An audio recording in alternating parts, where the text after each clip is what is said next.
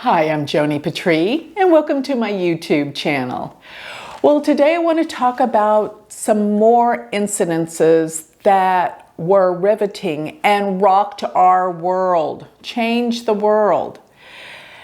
And many of you may not have been born, but I was definitely born, and I remember exactly where I was when I heard that John Lennon was shot and killed. I mean, the Beatles, they made such an influence on all of us from these times. And yeah, I remember exactly where I was. I was working a flight. I was a flight attendant at the time, and I was working, and I was in the back galley of the airplane when I was told by the other flight attendant. I don't know how they knew, but I even remember I was like on an overnight, going on an overnight, and it was so sad, but I was flying from Dallas to Amarillo, Texas. What an exciting trip was that. But I mean, these are so telling, these events, that we remember such details about where we were when we got the news.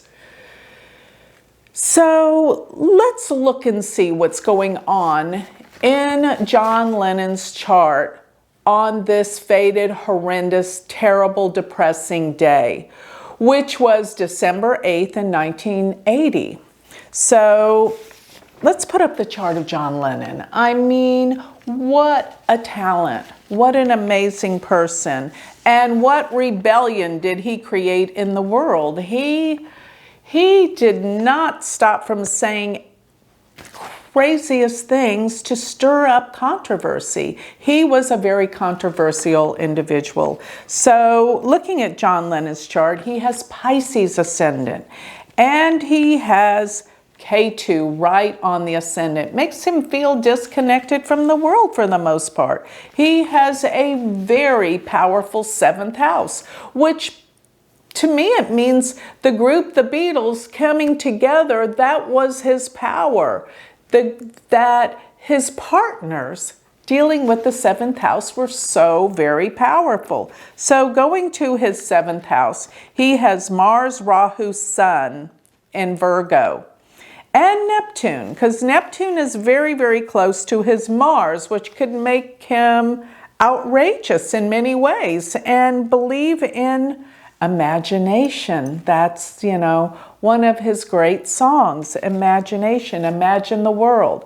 That's very Neptunian, very idealistic. And believe it or not, back when that song came out, they said it was evil. Imagine that somebody's singing about, things such as letting go of attachments to this world. And actually, the guy that killed Lennon actually said that that song upset him the most because it was hypocritical. Here he's saying, imagine the world with no possessions.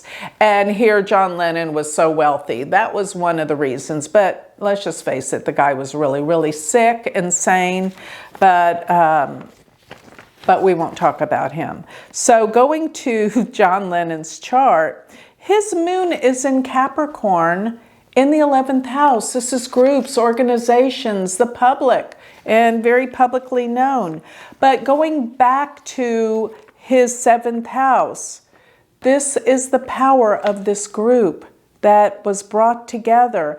And I think it's very important to know that he was born during the time of the Saturn and Jupiter conjunction in Aries. And, Saturn was debilitated in Aries, but I think it's being exact with Jupiter uplifts it.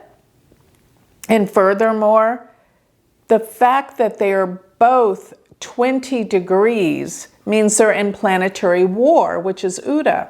So they say that there's the brightest star usually wins. And in this case, there's a fight. The one that is lowest in zodiacal degree or highest zodiacal degree wins the war. It's like I've read all sorts of different interpretations of this. And I think it's the one that is in the lowest degree. Regardless, here is my experience with the Uda, that they're always fighting against each other. because it is in a planetary war. And I don't think either one ever completely wins this war. So they're in the second house, but they have brought him wealth and prosperity. And they do oppose Mercury, which is in the 8th house, which can bring out his research, his deep findings, but his dark side as well. But let's talk about the event more than anything, because this is what we're here to talk about. And, you know, I think Jupiter probably, if I had to guess what planet, going back to the planetary war, the planet that wins the planetary war in his chart is the planet that is highest in sidereal degree, which is Jupiter at 20 degrees 19, where Saturn's 20 degrees 11. 19 is a higher degree. So Jupiter wins, and I say this because it rules his 10th house. I mean, 10th house is fame. This man was one of the most famous people in the world, if not the famous during that time. So this is important. Now, going to the day, December 8th, 1980. Mars, of course, rules guns and violence and attacks. So going to where his Mars is, put it in the chart, it is 18 degrees of Sagittarius. And I think it's very, very interesting. There were so many planets at 18 degrees on that day. As a matter of fact, Rahu was 18 degrees of Cancer, and Ketu was 18 degrees of Capricorn. And truly, if you'll look at the fact that Mars goes 6 placements from where Rahu is, Mars in the sky to Rahu in the sky during that day, they're in a 6-8 relationship, which is the most devastating and deals with accidents, deals with attacks. And this was an incredible day, that this day influenced everyone in how they felt with this horrendous event. But how it hooks up to his chart is that if you'll notice, his Rahu and Ketu are just about 18 degrees. He has Ketu at 17 degrees 59 minutes and Rahu at 17 degrees 59 minutes. So basically 18 degrees. Ketu is in Pisces and Rahu is in Virgo. And if you'll look, transiting Ketu, aspects by its trinal full-bodied aspect, which Ketu sends to his natal Rahu, losses. It's losses. So, and transiting Rahu at 18 degrees of Cancer is aspecting his natal Ketu. So it's interesting to look at the Rahu and the Ketu and how they are aspecting his chart. But on top of that, the big trigger here is Mars. Mars is always a trigger, and Mars is violence. And the fact that Mars was 18 degrees of Sagittarius, it sits right at the midpoint of his natal Ketu and Rahu in his chart.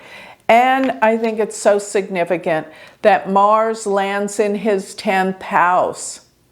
Transiting Mars is in his 10th house at the midpoint of Rahu and Ketu, which represents what? That the public, everyone was affected by this horrific, violent attack. That's where you can see that in John Lennon's chart. Now, for one more interesting detail, I want to put up Yoko Ono's chart here. And looking at her chart, it was actually devastating for her in so many ways, but I think you'll find it interesting just looking at her birth chart. Jupiter, which rules the 7th house, she has a Virgo ascendant. Jupiter rules the 7th house because Jupiter rules Pisces. Jupiter, the ruler of the 7th, goes to her 12th house of losses.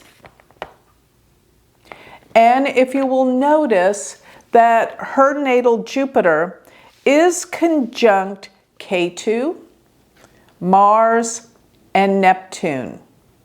And Mars in her chart rules the 8th house. Jupiter, of course, is in the 12th, loss of her partner, and it is conjunct Mars, ruler of the 8th. And on top of it, Ketu brings with it great loss. And additionally, on top of that, Neptune, being right next to Mars, represents they didn't see it coming, nor does she understand it. So it is so telling to see Yoko Ono's chart to understand that the ruling planet for her partner, which is Jupiter, goes to the 12th house of loss, is conjunct Mars, which rules the 8th house of death, and it's tied up with Ketu, which represents losses, as well as Neptune of deception, illusion. That is so telling. But the thing that I found really interesting about Ono's chart is the fact that the year that this happened, January of 1980, their transiting Mars went retrograde and stationed at 21 degrees of Leo. Now, I talk a lot about planetary stations. When a planet stations at a certain degree, it is in effect and affects that chart for over a year, probably almost to the next retrograde station. And Mars goes retrograde about every 1.5 to 2 years. So my point is with this, you pay attention to the degrees that they station. Mars stationed January of 1980, which was way before the event, at 21 degrees of Leo. If you plug it in, it sits right on her natal Mars, ruler of the 8th house in the 12th, afflicting Jupiter, which rules her partner. And one more note I want to add to this that was really telling about her chart was the fact that that year there was a solar eclipse that happened almost on her birthday. She was born February 18th, and the solar eclipse happened February 16th, 1980, and it occurred at 3 degrees of Aquarius, which her sun is right there at 6 degrees of Aquarius. But at the time of that eclipse, Rahu was 6 degrees of Aquarius, exactly on her sun, which is in the 6th house of accidents, struggles, and difficulties. And the sun in her chart rules the 12th house. So it is important to always look not only at the transiting planets at the time of an event, but always to look towards the planet's stationary degrees and the eclipse for those years. Because there's only 2 degrees that we have an eclipse, a solar eclipse each year. Those degrees are pertinent to that entire year. Don't forget that. So with that, I'd like to close. If you would like to learn Vedic astrology, take this to the next level, join my university. It's all online. And you will become a Vedic astrologer. So with that, go to my website, which is universityofvedicastrology.com.